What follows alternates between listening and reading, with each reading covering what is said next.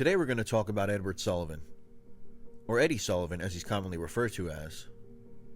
If you're familiar with the Westies book by T.J. English, he makes an appearance early on in the Coonan-Spillane Wars. But unfortunately for him, he would be sentenced to life in prison in the late 1960s. What could have been for this character if that had not happened is something interesting to ponder.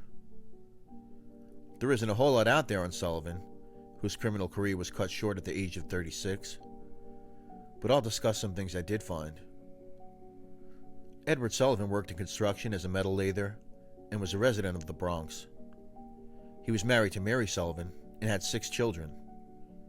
He was not a Hell's Kitchen guy, but managed to cozy up with some of the characters on the west side of Manhattan.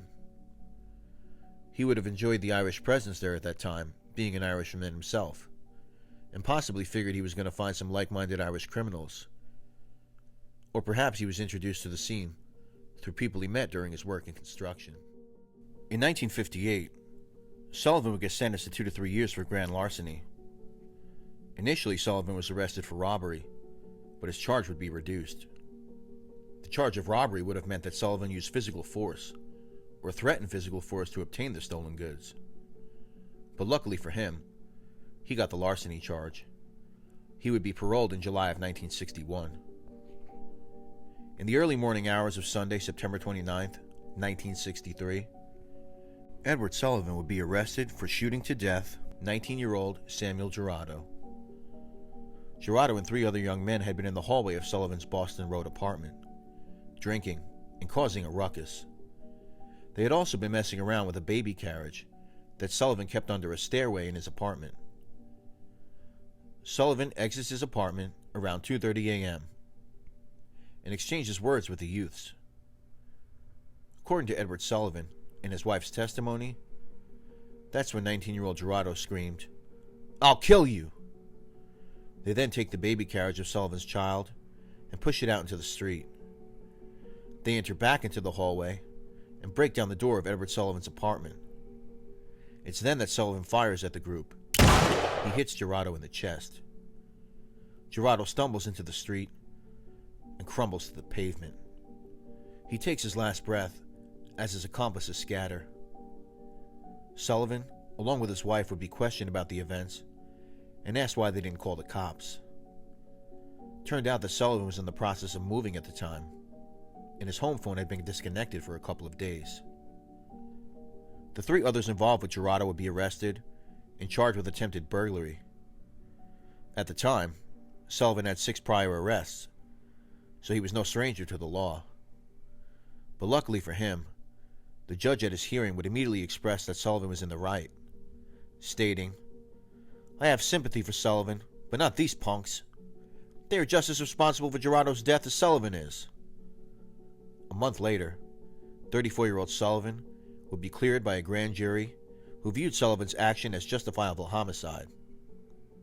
The 3 accomplices of Gerardo would also be cleared of the burglary charges.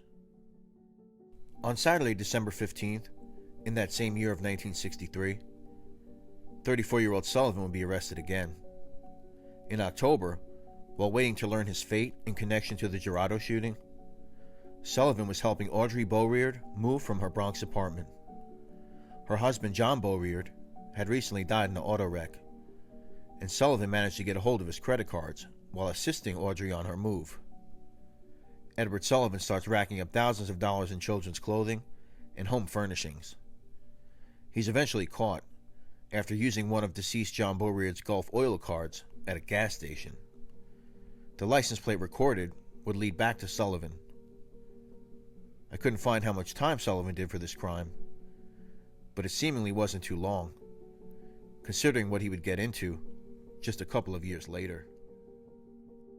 It's assumed that sometime in the 60s, Eddie Sullivan started making connections in the Hell's Kitchen neighborhood of the west side of Manhattan, becoming friendly with local hoods like Bobby Lagville, who had been a metal lather just like Sullivan, and Jimmy and Jackie Coonan.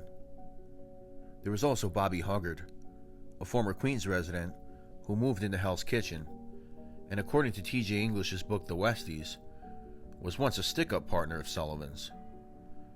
It's also reported in the Westies book that Eddie Sullivan developed a beef with Hell's Kitchen boss Mickey Spillane after he was beat up by the Spillane brothers in the back of the White House bar. Spillane didn't take kind to Sullivan, a non-Hell's Kitchen resident, coming around and making trouble, trying to get in on the neighborhood rackets. Edward Sullivan would soon find something in common with the Coonan boys. That would be an equal hatred for the Westside Irish Gangster Mickey Spillane. In March of 1966, the Coonan boys would get word that Spillane was hiring Bobby Lagville to take out Sullivan and finally get rid of this character from the west side of Manhattan. In the early morning hours of March 24th, 1966, Jimmy Coonan, Jackie Coonan, and Eddie Sullivan would drive Bobby Lagville to Long Island City, Queens, and riddle him full of bullets, leaving his dead body on the industrial streets of the Queens neighborhood. After that, they would plan to build an arsenal to take out Spillane.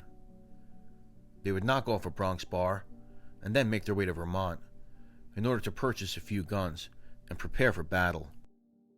They would soon hear some rumblings that Mickey Spillane was having Texas hitmen come to Hell's Kitchen in order to take out the bunch.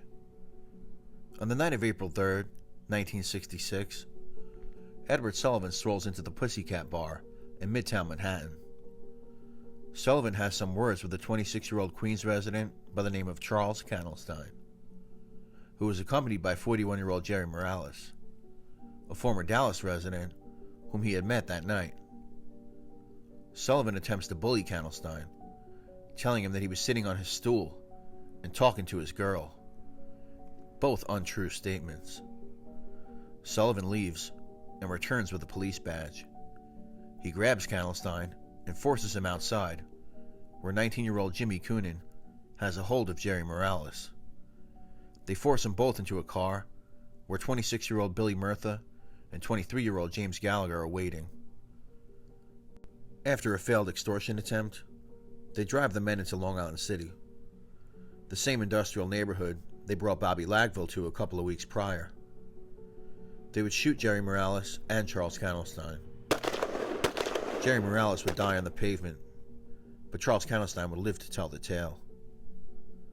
On Wednesday, April 6th, the four suspects would be brought in for questioning in connection to the shooting.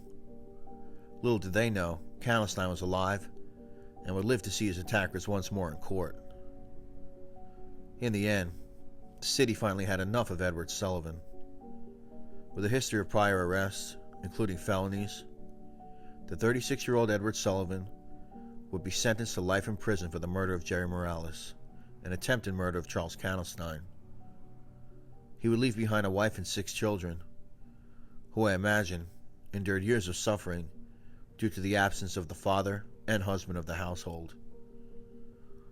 What could have become of Edward Sullivan, the man who played a key role in the early Coonan-Spillane Wars, is something to ponder. It's important to know that he was a lot older than the likes of Jimmy Coonan. In fact, 17 years older. What kind of leader could he have developed into during the 1970s and 1980s, when Jimmy Coonan's Westies became a powerful force on the west side of Manhattan? We will never know. In the end, Edward Sullivan ended up right where he belonged.